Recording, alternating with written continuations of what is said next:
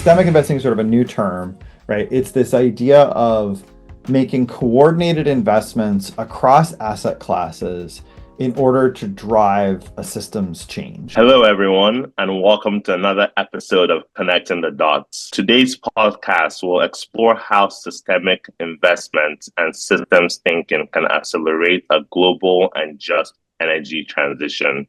Drawing on Dr. Jason Jay's expertise in climate strategy, institutional coordination, and sustainability leadership, we aim to dissect why piecemeal efforts are insufficient and how a more integrated approach informed by climate modeling, insights, and real world case studies can bridge the gap between lofty decarbonization goals and on the ground progress.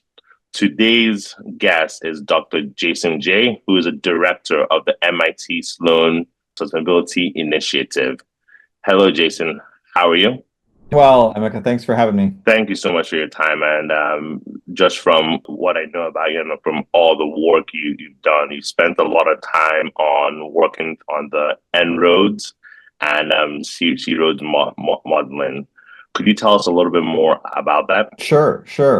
So at MIT Sloan, we have this discipline called system dynamics, which is where we can build computer models of complex systems. And it's been a long tradition in particular to look at the economic and environmental dynamics of energy systems as part of that. I am not personally a modeler, but I work closely with the teams that develop these simulation tools, and I do a lot of teaching and facilitation around them to help develop climate strategy and policy for investors and companies and policymakers. What we've tried to do is to create free, open source, usable tools that help people understand these big, complicated issues around climate change. Thank you. And from what I understand, you will be showing us a demo on both simulators. What I want to do is just, frame up how this context of energy and climate in the African context and situating that within the global moment that we're in. So first off, I'm going to start with, we have two different tools which your listeners can access on their own for free. Just a matter of Googling and you'll find it. This one is called En-ROADS, which is a energy rapid overview and decision support tool is what it was originally called. And what you can see here is that this is a simulation tool for exploring the future of the 21st century, right? So it goes from the year 2000 to the year 2100. And this is a picture of the whole world. Like, how is the whole world using energy? How is the whole world emitting greenhouse gases? And then what's the result of that in terms of the temperature? And then we have a bunch of different levers that we can pull, these different sliders down here that will kind of instantly change the situation and allow us to explore pathways for action and climate futures. And then the other tool that is called C-ROADS, which is a simplified, is a simpler model in some ways, but it particularly allows us to explore this global context about what happens if different countries and different groups of countries move in different paces on the climate challenge. You and I can have a conversation here to kind of set up this topic of climate energy in Africa, and we can go to these tools to explore and gain some insights about it. Oh, great! And I think one conversation that always comes up when we talk about climate change is Africa only contributes to 2% of emissions, and the West is pushing Africa to do all sorts of things around energy transition and things of that nature. Yeah. What are your views on that? It's a great comment and a great point. So we can see this in this picture here. So what you on the left here, we've got greenhouse gas emissions by region. And so you can see the pathways of emissions for all these different groups of countries, right? So the US is in red, the EU is in green, other developed countries, which includes Australia, Canada, New Zealand, and UK, and so on. And then you've got China and India in this sort of magenta color, and then the other developing nations. And the other developing nations includes Mexico, the nations across Africa, Central and South America, South and Southeast Asia. There's a lot here. It doesn't separately break out Africa, but what you can see is that when we were talking in the year 2000, let's say, if you think about the population that's represented around the world, most of whom live in developing countries or emerging markets, you can see that it's not a huge amount of greenhouse gas emissions. However, the picture is changing as economies grow. And so you can see the rise in emissions that's been occurring as these countries industrialize, as they build out coal-fired power plants, as people get access to cars and electricity, all of which is great news because there's a lot of people who have been left behind by industrialization in the global economy. The first thing is that to notice that there's a difference between the historical emissions and the future emissions. So it's Mm. 100% true that the historical accumulated emissions of greenhouse gases owe to the early industrialized countries, right? So for example, if we pull up, let me pull up these data from Our World in Data, which is a useful data source. If we look at the historical contributions of who has warmed up the climate so far, it's very clearly the earlier industrializing countries, right? So it's the history of North America, the EU, China, some of these kind of rapidly industrializing countries. And then if we get down to Africa, right, this 3% of historical emissions is absolutely kind of your point that Yes, it is. we've created the problem in the global north, in the, former colonizers, however you want to think about it. And it's also the case that looking ahead, what's happening is that as these developing countries grow, they start to become a more and more significant contributor of emissions. And that's the interesting kind of collision here, because the if we look at where the climate is going, which is this 3.3 degree sort of future, um, that's a world in which start to face some really significant dangers. It's a really tricky conversation to have because the historical emissions have been from the global north, the future emissions are coming from the developing world. And all of us are affected by this, but in particular, a 3.3 degree world is very dangerous for people in emerging markets, right? So if we look at, for example, the number of extreme heat days, which, has all kinds of health consequences, it's exactly Yeah. in the tropical latitudes that we're going to see, the frequency of those extreme heat days from where we are right now to Oh, the future, becoming more and more intense, right? oh wow, that's really insightful. It's exactly in the, and if we look at deaths from extreme heat, which is, again, it's very difficult. There's a lot of uncertainties in these models, but these are the sort of scientists' best guesses, is that they're, Southeast Asia, Southern Africa, but also Southern Europe, and Central Europe start to have really extreme heat stress. Yeah. And Mhm. so these are consequences that we're all going to be facing. If we look at droughts, right, like the loss of rainfall that our crops need.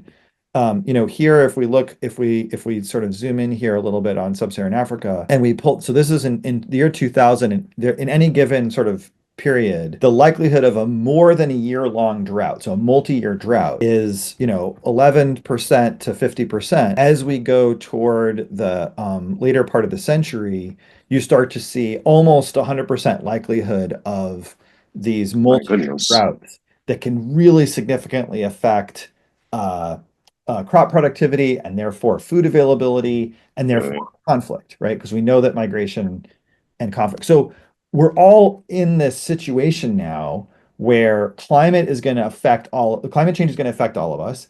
It's particularly going to affect people in tropical and emerging markets. And while the historical cause of that is clearly the emissions of US, EU, and China, when we look forward, it's it's the growth of those industrializing emissions in emerging markets that are very heavily driving the picture.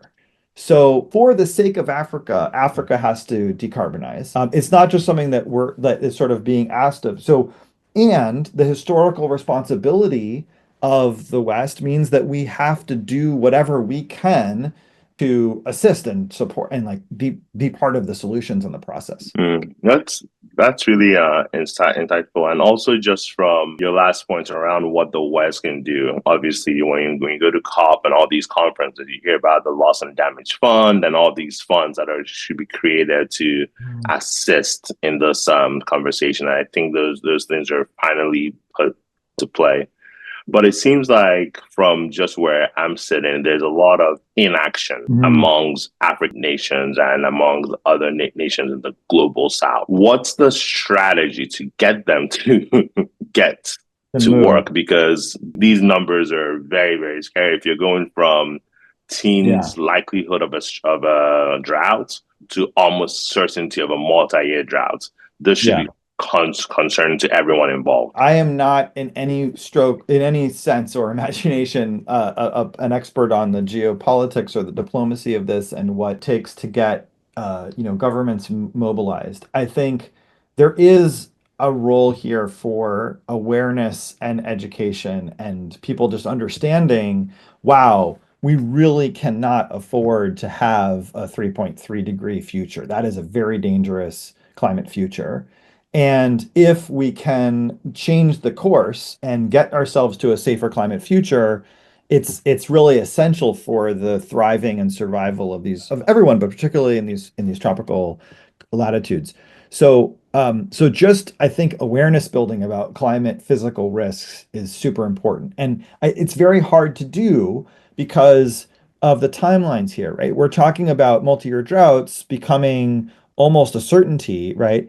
But when is that happening, right? That's happening a decade or two away. Now, if you're in South Africa, you're worried sooner. But and people have very immediate concerns like, the conflict in the Congo right now, or, Mm-hmm. food on the table right now. It's hard to think about 10, 20 years from now. So that's tricky, that's real. But I think the reality is that we are in the period of consequences already, and we're already seeing these disruptions occurring. And so there's one part of this which is just awareness of the science and kind of the waking up. The second part of this, I think, in terms of mobilization is just people understanding that it is actually a solvable problem. A lot of times we don't have hope. These issues seem so big, so far beyond us, and so out of reach that we don't think there's a possibility. But the other thing that we've learned, by bringing people together to explore and play with these tools, is that in fact there are certain actions that can be very powerful in moving us forward, right? So being really efficient in the way that we use energy, for example, is a great set of levers because it allows us to just not have to use as much energy to achieve the Mm-hmm. socioeconomic objectives, right? So how can we, especially, so for example, like we're going to need to cool our buildings to be able to keep ourselves safe from some of these extreme heat. Well, if we build our buildings so that they're well insulated, so that the air handling systems are very efficient. All of those things can help us a lot in taking some of the strain off. And then we know that there are certain things like putting a price on carbon that can be very impactful, where you make polluters pay for the damages that they're causing, and then that changes the economics so that we move from high carbon sources of electricity like coal to lower carbon sources of electricity like renewables and nuclear.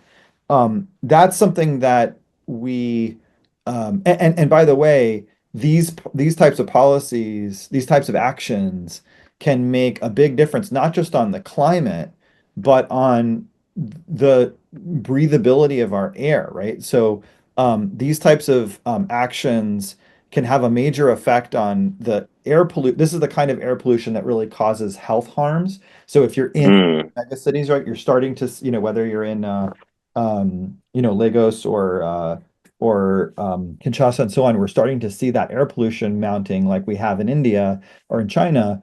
The health benefits alone and the economic productivity benefits of cleaner, healthier air start to almost pay for these types of hmm actions.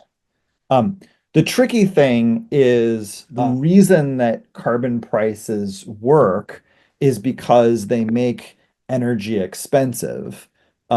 They get people to be to conserve energy, to be more energy efficient, and to transition away from other forms of, lower carbon forms of energy. And so this increase in the price of energy to consumers who are low income or coming in low income countries, that's a justice issue and a problem. And this is something um, where some of this cross subsidization matters, right? Like, so if we are paying a carbon price in the US or Europe, we have to be careful that and then we say, okay, therefore Africans should also be paying a carbon price. What that means, we have to be really careful about that distributional aspect, um, which is one of the real challenges here. But there's some interesting mechanisms, and I think what you were talking about the funds, not just loss and damage funds that fix the problem after we've broken things, but funds that actually invest in lower carbon energy in Africa as a way of, almost creating a carbon, offset or displacement. I think that's an important set of ideas. But No, that's it is entirely possible to have a safer climate future. If we, just reduce some of the leakage of methane, if we reduce some of the agricultural emissions, if we protect, critical forests, it's without any magical technological breakthroughs, we can create safer climate futures. And you can start to see, for example, some of these like this drought likelihood being a bit better than it would have been in the high carbon case. So mm, I think there's an imperative to act. Now, how we actually get that done is a big question. I think that's the terrain that I want to get into is if the world's energy system changes to look, from where we are in 2020, where it's largely a coal, oil, and gas world, to 2080, where it's a significantly more renewable world. um, hmm that's that's a great vision because of the lower pollution, and everything else. But getting solar and wind and geothermal and hydro to be built on the ground and to work is tricky, right? hmm You and I have yeah, talked about this a little bit about offline, and I think bringing your perspective to bear on this is really important in this conversation. Is okay, this a lot of this is about efficiency and just using less energy, but to the extent that we're building stuff in the energy system, what you can see here is that the real growth is in the renewables sector. I Um, see that. I, here's another view of that where you can see just like the growth of renewables is critical to any of these climate scenarios. So how do you get this done? And what barriers do we face and how do we overcome those barriers? That becomes a really critical question in any context. I mean, it's hard to get mhm. renewables built at scale here in the United States as well as in sub-Saharan Africa. So that's where some of these topics about coordination and systemic investing end up coming into play. Yeah, no, thanks for that, Jason. I really do think from being involved in the energy space over the last decade or so, the last 4 or 5 years, you heard a lot about carbon trading, carbon investing, and start having conversations around the energy transition plans. And they then added the just energy transition plans across as something that was important across the value chain. And you really saw countries take the lead to create their own plan to show how they were going to move from X to Y. And the graph you just showed is an interesting one because that really shows that countries, in order for us to get to the where we need to go, they have to invest in renewables and do it now because renewable projects don't take a year or so. They take a lot of planning and a lot of strategy to ensure that you're actually going to get the output that's required from an Mhm. energy transition point of view, and even on a global scale. What does that look like? Are countries actually putting their plans in place and pushing those through? And then just coming down to Africa, is there someone that you think is it the multilateral banks, regional body to help coordinate this conversation so it becomes joined up, not just one that's focused on a particular side?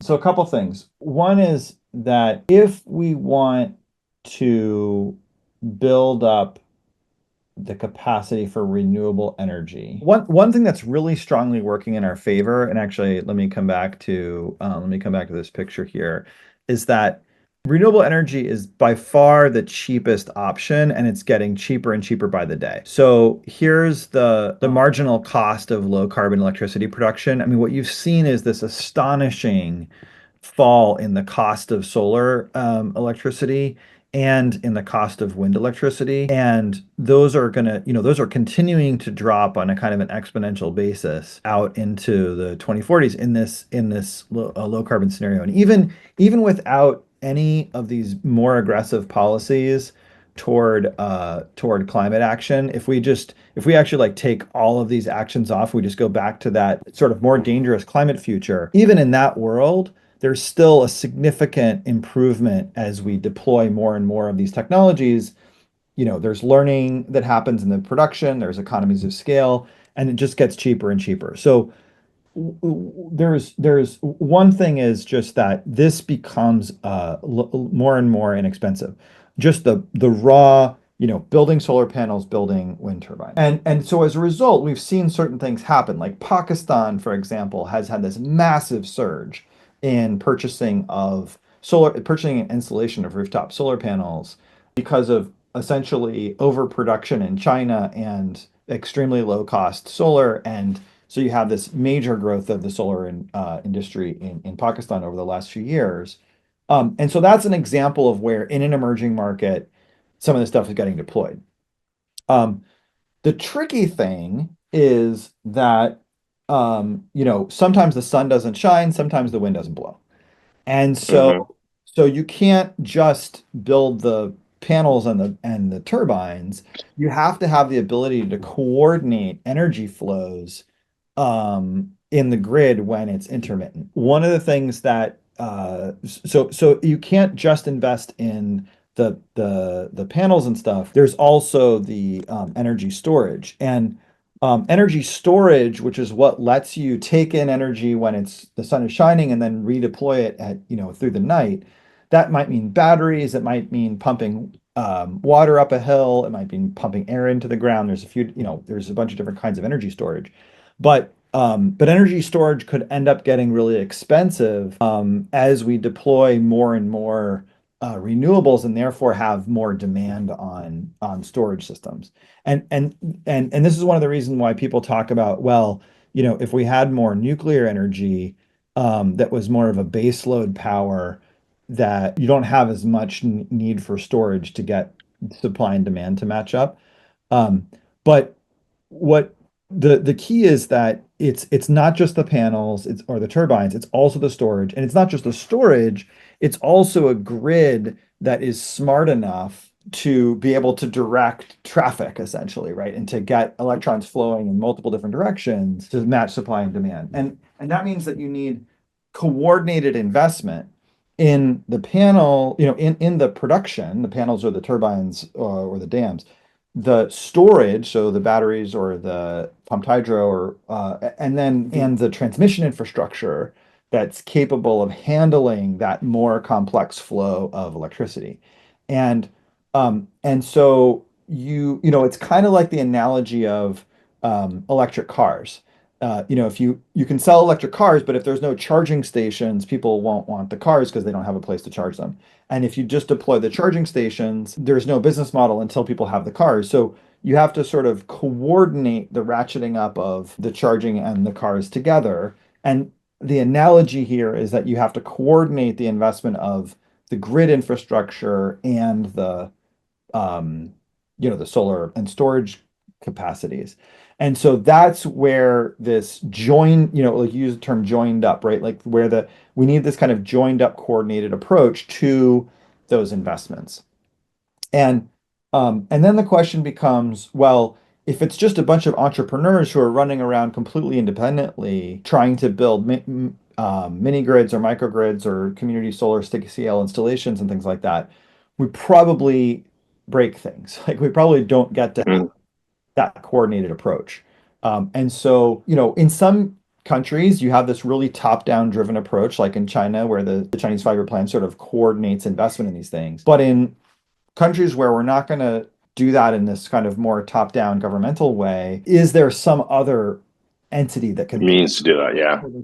and development banks, like you mentioned, might be interesting. There are certain private infrastructure investors like Encourage Capital who have played a role in that type of coordination work in India, for example. But this is, I think, a really important question. In part, not only do we need that on the ground coordination within any one particular country or region to do the grid and production and storage investments together. But if we want to fund this from some kind of north-south capital flow, if we want to finance this with some kind of north-south capital flow, there's also the coordination needed at that level, right? Hmm. And so that's where I start to say, okay, development banks have got to play some kind of an important role here. Whether those are more, kind of global players like the IFC, or more kind of regional players like or originate from African funds or Yeah, like the ECOWAS of this world, or the African Union, or even the Development Bank. Yeah, yeah. they definitely got a role to play. Just from one question around the coordination that's really important is, and also around energy transition is, you in Southern Africa especially, you've got a really large dependency on coal. Mhm. And it's one of the, as we saw in En-ROADS and in classes, that coal is one of the most powerful levers to push in order to get to decarbonization going. So, from a Mhm. systems view, how can we support these regions, especially in the emerging markets of Southern Africa and parts of Northern Africa, to manage this just transition away from coal and towards Yeah, renewables? it's a really good question. So just to come back to En-ROADS here for a second, right? So this dark band here is how much electricity we're generating from coal globally. Um, it is the most carbon intensive fuel, so it's a major contributor to this fossil fuel CO2 and therefore ultimately the temperature. One thing that people have been talking about is, and I'm just going into the detailed settings here for different kinds of levers we could pull, but this is a really interesting lever, this one called reduce new coal infrastructure. So this is the idea saying, what if we just stop building new coal plants, right? So we're not talking about Mm-hmm. turning off the lights. We're just saying if there's a moratorium on investing in building out new coal plants, that might be an agreement among financing entities, including development finance institutions. The Chinese infrastructure banks have been a source of capital, but they're worried about climate. Like you could imagine some kind of thing that just says, okay, look, the coal plants are providing electricity and that's important. But if we just said, let's stop building any new ones, then what happens is that, and you could have let the existing fleet age out, then what happens is that you kind of do this gradual phase down of the global coal industry as the plants age out because a coal plant lasts about 40 years or so. Um, Hmm. so, and then what you're doing is that as those coal plants are phasing out, but you still have to meet rising demand, you end up filling that demand with gas and renewables, and maybe some, diesel. If the only thing that you did was just this kind of moratorium on coal. The interesting thing about that idea is that it does have some effect on the climate. It does help us to 2/10 of a degree, but the reason that people would do this, the real selling point for this would be on this air pollution bit, right? Is that Okay. most of the worst air pollution comes from That's coal, cool. Yeah.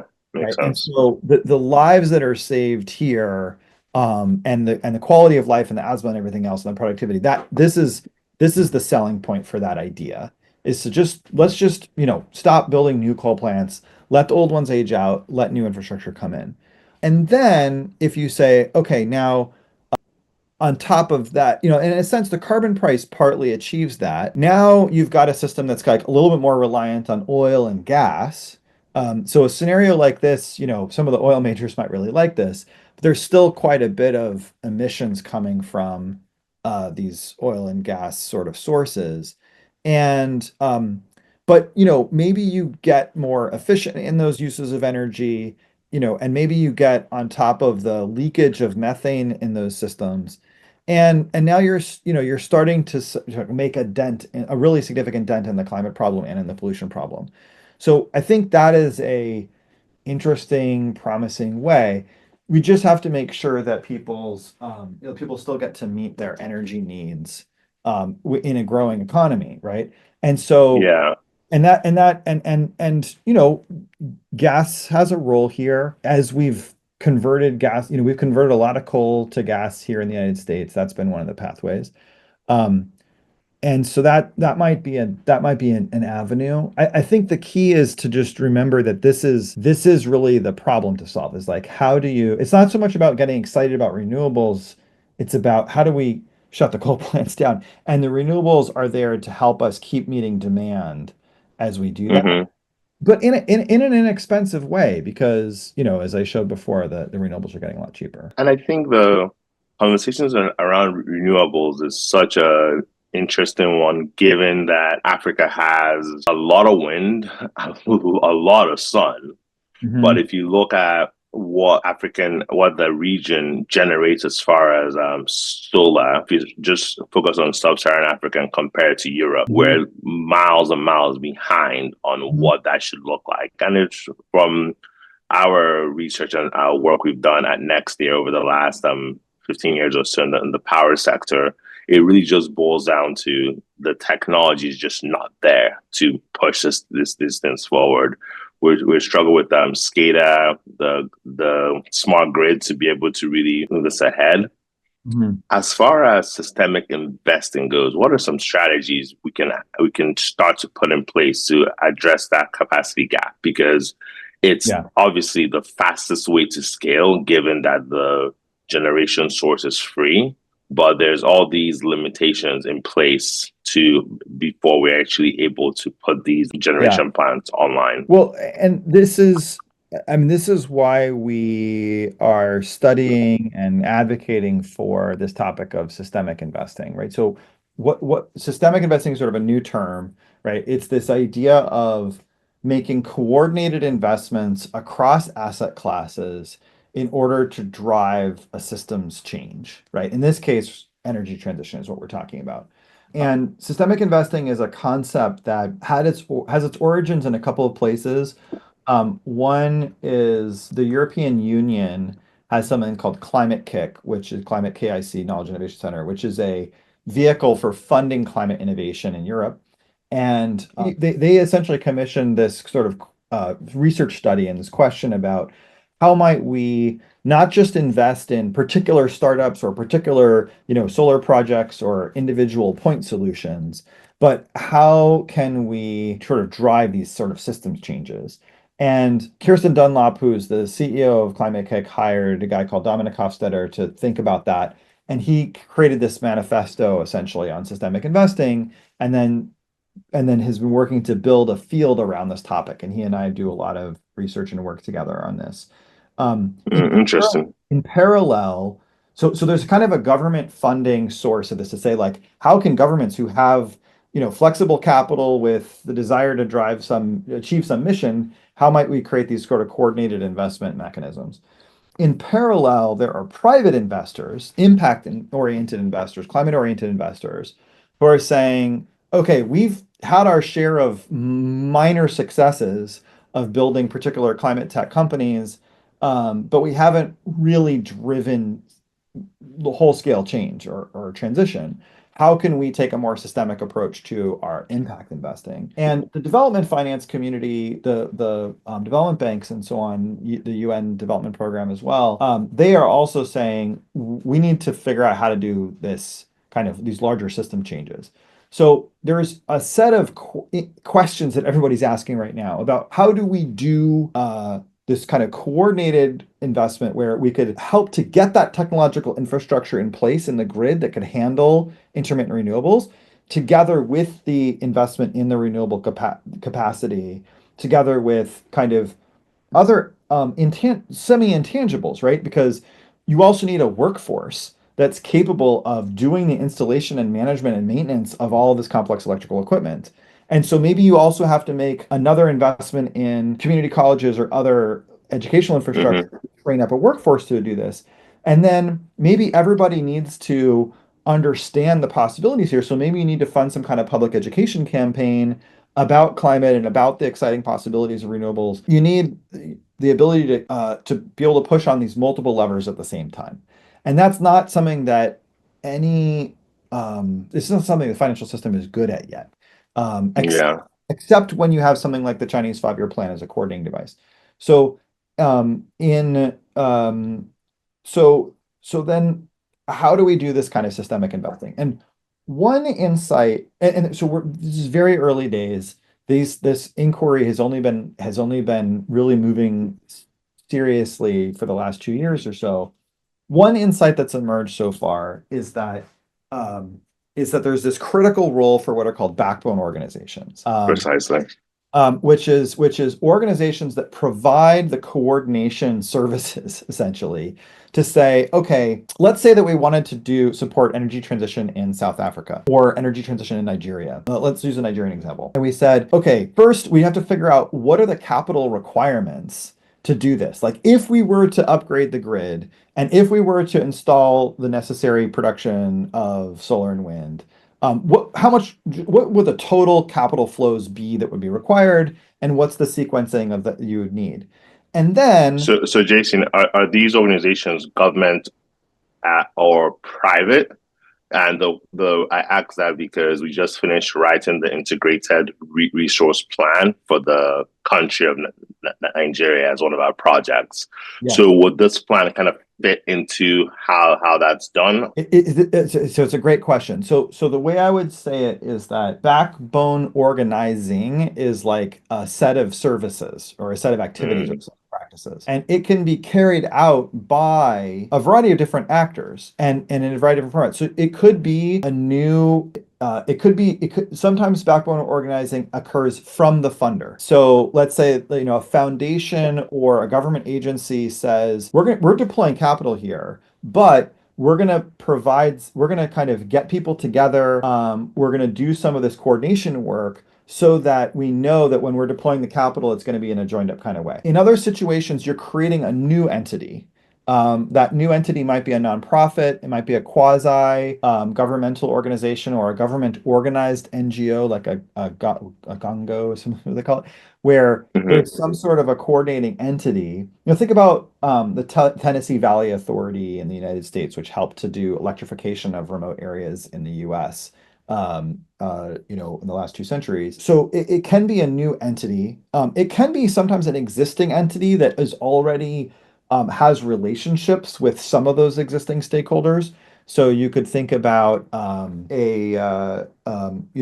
there's regional planning entities that already exist or independent system operators in the electricity space that are coordinating electricity flows in a particular region. They might be able to say, oh, well, we don't usually get involved in the coordination of capital flow and orchestration, but maybe that's a new task that we could take on.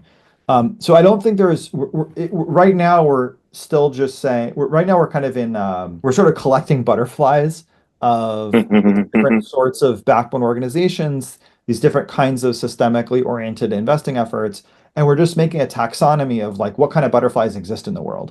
We're far away from being able to say this is the best kind of butterfly. This is the most, this is the most adapted butterfly to this particular context or the best tool for this job.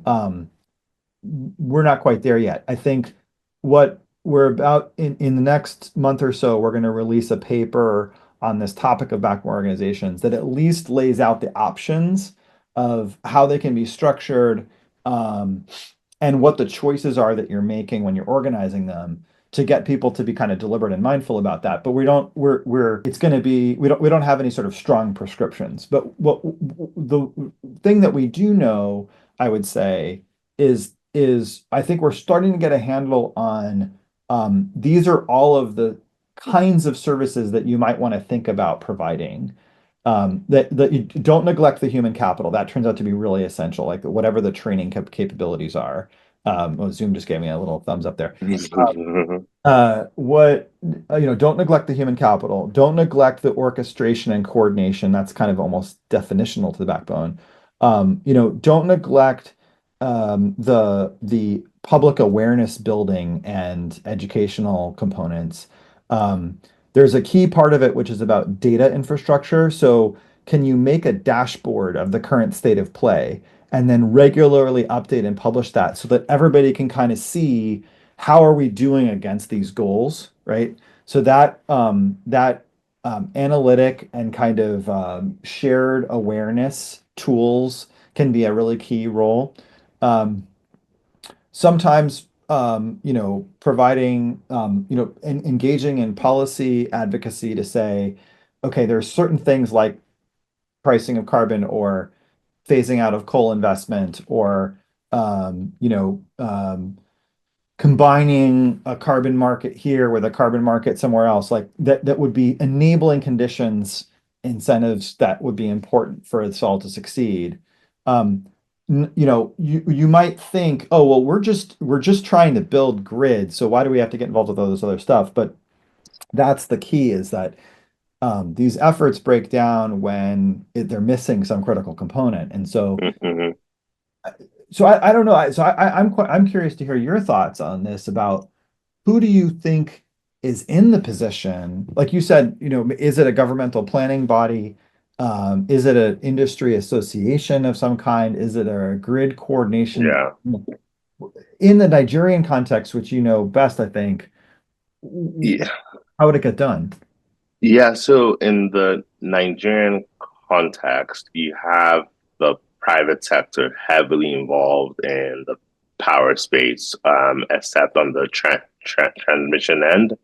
Mhm. The government is still wholly involved in that, but government understands that for the sector to progress, transmission needs to be playing at the same level as the Gencos and the Discos.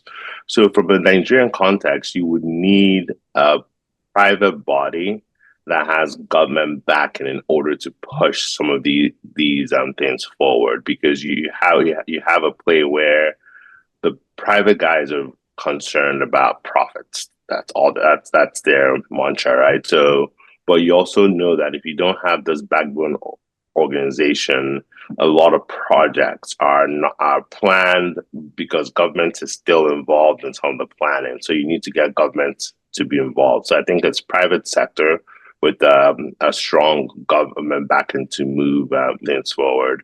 I looked up the Tennessee Valley Authority when we initially talked a few weeks ago, and it's almost 100 years old. Started in 1933 and does work across all the southern states in the U.S. So it's a entity that they put together in order to create projects, and it's now scoped for just not just from power to things around flooding and a number of other issues. So I think those sorts of structures are possible to create, but it has to be done from a government that has the foresight to set this up. I think when we talked, I explained the Nigerian context of states are not able to generate, distribute, and transmit power on them by themselves. It used to be kind of on the exclusive list, which meant that it was up to the federal government. But now it's at the state level, and Mhm. states are working to get investment in. But who's going to put together these projects and put together these opportunities? It has to be some sort of organization that has the foresight and understands how these things work. Mhm. But I think from just how the continent works, the ministers and the people at the federal level, the senators, presidents, vice presidents, are still very important in how these things are shaped. So, if you had Mhm. the opportunity to advise, or what would be the first step? If a country said, "Hey, Jason, we want to work on systemic investing," what's the Mhm. approach as obvious as it ties to energy transition? Yeah, systemic investing for energy transition. Um, it's a great question. I think that is the question. Um, to sort of sit with, and I don't have an answer. I think that what we would want to do is look at examples of where this has happened successfully, right? Um, if I just pull up, which countries have the greatest percentage of renewables, right? Um, and where have we seen, and not just places where they built their whole electricity system on hydro from the beginning, right? Hmm. There's one modality here where it's like Norway and to some extent Canada, where you have a high percentage of renewables, but you've had them for a really long time because You haven't changed. You're you haven't still changed. you've You've yeah. built, right. So the more interesting example, the more interesting examples are things like Sweden, where they've actually gone from a low, they probably about doubled the percentage of energy that they generate renewably. Um, What about India? Would also and fit? India, where are we at right now with India? The latest data in 2024 is that it's about 14% renewables. It's been Okay. increasing. That percentage has been increasing. India's building everything everywhere all at once, right? So they've got a ton of Hmm. solar and just but they also continuing to build coal plants and they're also building gas plants. So that percentage is going up while the whole energy system has grown really substantially. Um, and so that's not a bad example. Pakistan is a little higher. They're at 18%, I think, and that doesn't even include some of the more recent surge in solar. Um, but Italy is a great example where Italy is now at 21% renewables, but that's up from That's impressive. Yeah. yeah, and that's a huge surge that you see in the last 20 years. And I think one of the things that's interesting is the in the Italian context, Enel, which is the Italian electricity company. So Hmm. it's a private company that was originally a state-owned monopoly and then privatized, right? Um, and interestingly operates around the world. So NL actually provides electricity services in Africa in certain countries, and in a couple other places. They, so how did NL coordinate the investments in Italy necessary to get that jump to happen? They've been one of the most successful renewable providers globally. And what are they learning from their experiences in the countries outside of Italy where they're operating? I think there's something to be learned from these. I'm a big believer. There's a science fiction author called William Gibson, and he had this great quote where Okay. the future is already here. It's just unevenly distributed. Um, and, Hmm. and That's And that's always been a mantra of mine because it's like we don't have to always invent things. We sometimes just have to go and find out who's already figured this out and then try to learn from them. And I think that's a good, that's one pathway of inquiry here to say, how could we get systemic investing for energy transition done in Nigeria now? Well, let's look at how it was done in Italy, over the last 20 years. Or in Sweden or in other places where it's happened. But then relevant to the African context, I think another question would be like, how did the transition to mobile telephony and mobile money happen, right? In, Mm. in Kenya. Very organic, very Yeah. organic. Yeah. Well, yes, and there was a key role, when Mustafa Tarab was at the World Bank, he worked in specific ways to deregulate the telecommunications sector in ways that were going to enable that decentralized effort to happen, right? He is now the CEO of the biggest phosphate mining company in the world in OCP in Morocco. Um, but there were a couple of moves by key players that then enabled this more decentralized effort to occur. And so what were some of those, what is the light amount of coordination that you have to do that then unleashes the market to do its magic? I think those are some of the questions that we could be asking. Now, mobile telephony may not be a good example because it can be so decentralized, right? You just build a tower and phone Yeah, from yeah, yeah. it's not the same. It doesn't have the same degree of interdependence and like relational complexity that a grid does in that sense. So maybe plumbing is probably a better analogy, right? How do you coordinate the deployment and development of plumbing and wash, sewage processing systems and things like that. Um, Hmm. this is what this emerging field of systemic investing is doing, is that there's simultaneously historians who are looking at how did these kinds of transitions happen in the past, efforts looking at right now, what are the requirements and who's around, what institutions are capable of potentially playing some of these coordinating roles and um, Yeah. and then trying to get involved in running experiments to say, well, how could we make this happen? And I think this what I love about this conversation is I think we've pointed to a territory here, right? Which is and a question, which is like, who can provide the capital orchestration and backboning services needed to enable systemic investing into energy transition in Africa?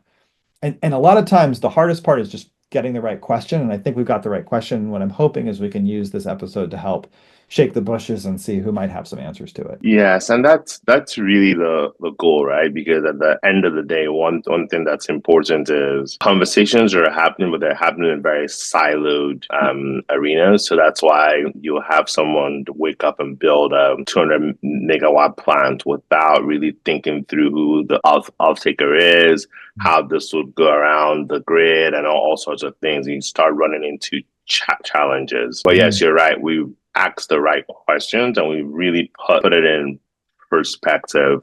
Maybe to get you out on this last question would be just around energy transition.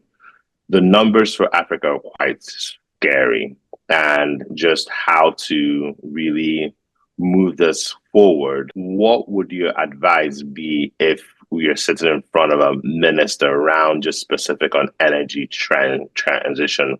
What do they need to start doing in order to really push this as a national topic, not just something that you go to COP every year, you Mhm. discuss, you come back, and you go back to just status quo. Nothing is going to happen if this is seen as coming from the outside.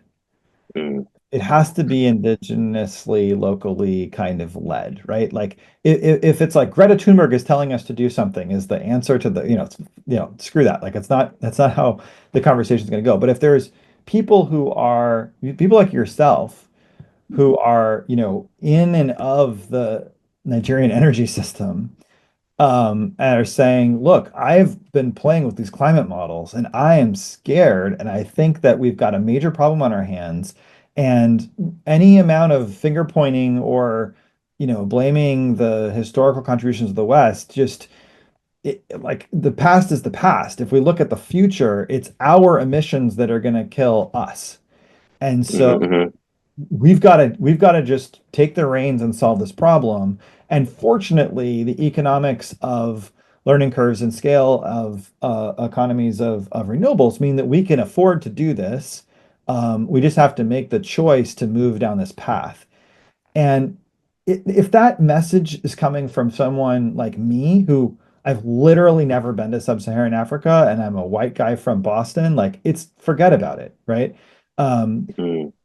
so I think it's about, but what can I do is just keep, try to put tools in the hands of, put these tools in folks' hands, help to build the conversation and help to develop local leaders and local universities and other, capability to be able to have this conversation in a rich way. And then to advocate within my own context for us to get our act together, right? We've got plenty of problems back home here in the US, in terms of retrenching on climate, and to say, and to get our people to say Africa's energy future is really important to all of our shared climate future. Like I've got enough work to do back where I am, right? So I think the messenger matters. I think the message is we're digging our own grave. Let's do something different is an important message. Mm. And if we want to do something different, we've got to do it together. We've got to do it in this joined up, coherent, coordinated way. And we need to create organizations like backbone organizations, or however you want to talk about it, that are capable of doing this coordinated capital deployment and capacity building, and with the legitimacy of the private sector and the public sector together. How are we going to do this? Let's keep learning from folks who are looking at this history and how this is playing in other places, but we got to get this done ourselves. That to me is the message. And again, the prize on the other side is air we can breathe. We get to keep. Droughts, no droughts, you know. Yeah, yeah, and just getting to create a thriving, vibrant future, which is what we all want, and not going down this route. I mean, you just go back and if you just go back and like look at the Industrial Revolution in England, right? It was horrible. Like people, Hmm.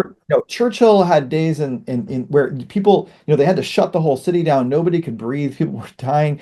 It was a toxic, smoke-filled hellhole for a while. And Hmm. if you look at the developmental trajectory, of countries that have gone through the process since then, it doesn't have to look like that, right? Yeah, Um, yeah. and so I think this idea of like, well, you polluted, so now it's our turn to pollute. It's sort of like, well, okay, like you punched yourself in the face, so now it's our job to punch ourselves in the face. Like this doesn't make any sense. It's not gonna work. Yeah. You skipped landlines and got to mobile telephony, and it's worked, and it's beautifully. And you skipped ATM machines and you got to mobile money, but ahead of where we did. Hmm. So Hmm. Hmm. let's, do the same with a clean energy system. That's Yeah, I think just questioning some of these dominant narratives is a key piece of it. yeah. And just to add, one of the things that you mentioned is around empowering folks in the continent to have those very serious conversations. And the C roads and N roads tools are things that I've been playing with since I finished up at MIT, just to really understand how to have these conversations.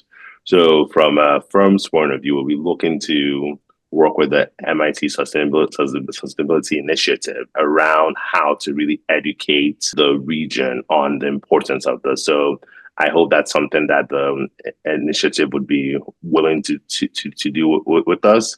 And then also, we've got to get you out to Nigeria. I know Nigeria, you've been yeah, yeah, to absolutely. North Africa, but you haven't been to Nigeria. So we've got to get you out here as well. Exactly. Exactly. Love it. Love it. It was great to catch up, and Thank you hopefully so much, Jason. provoke some further conversation among your audience. Thank you. Thank you. Cheers. Thanks. Bye bye.